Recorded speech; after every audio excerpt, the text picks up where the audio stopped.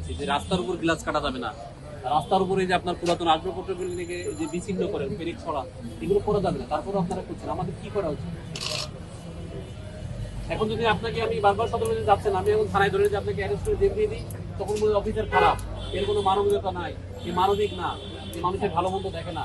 যে আপনারা তো আমাদের ভালো মন্দ দিচ্ছেন,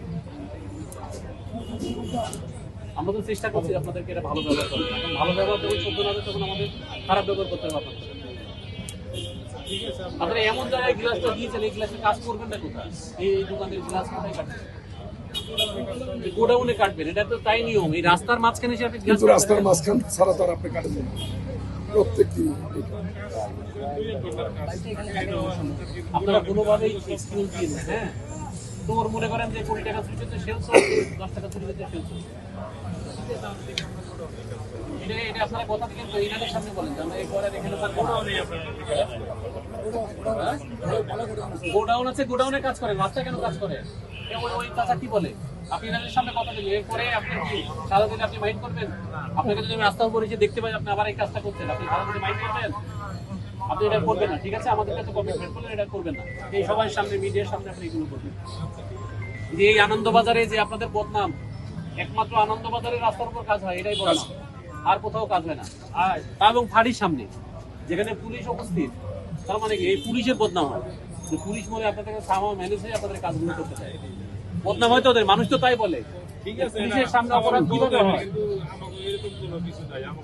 পুলিশের সামনে অপরাধ কি করে হয়, কখন হয়? মানুষ কি মনে করে আমাদের?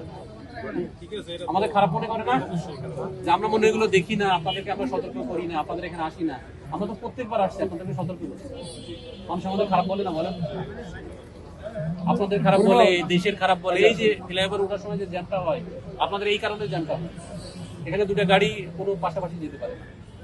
এগুলো করেন না ভাই, আমরা বারবার আপনাদেরকে সতর্ক করছি, এগুলো করেন না। আমাদের এই কাঠের দোকানে খুব সমস্যাটা কি? আপনারা দেখছেন সবার সামনে বলে দিতে করবেন না, আমি কিন্তু প্রত্যেকদিন আসবো। এই যে আপনাদের এই যে বড় বাড়ি আছে, ইনচার্জ আমার কাছে যদি কোনোভাবে বলে যে স্যার ওই আবার কিন্তু আগের মতো শুনছেন ব্যবস্থা না, আপনারা আপনার মনে করেন ধরে দিয়ে সাথে দিন। এখন টাকা পয়সা আপনাদের লাখ লাখ টাকা জরিমানা দিয়ে আপনাদের কিছু হয় না। আপনারা এই মার্কেটের সভাপতি কি? এগুলো আপনারা সবাই বলে দেবেন যাতে এগুলো এই ব্যবসাগুলো এখানে করা যাবে। রাস্তার উপর কোনো ব্যবসা কিন্তু না। আপনারা আপনার দোকানের মধ্যে রেখে যা ব্যবসা করেন সমস্যা নাই, দোকানের বাইরে এসে কোনো ব্যবসা করতে পারবেন না।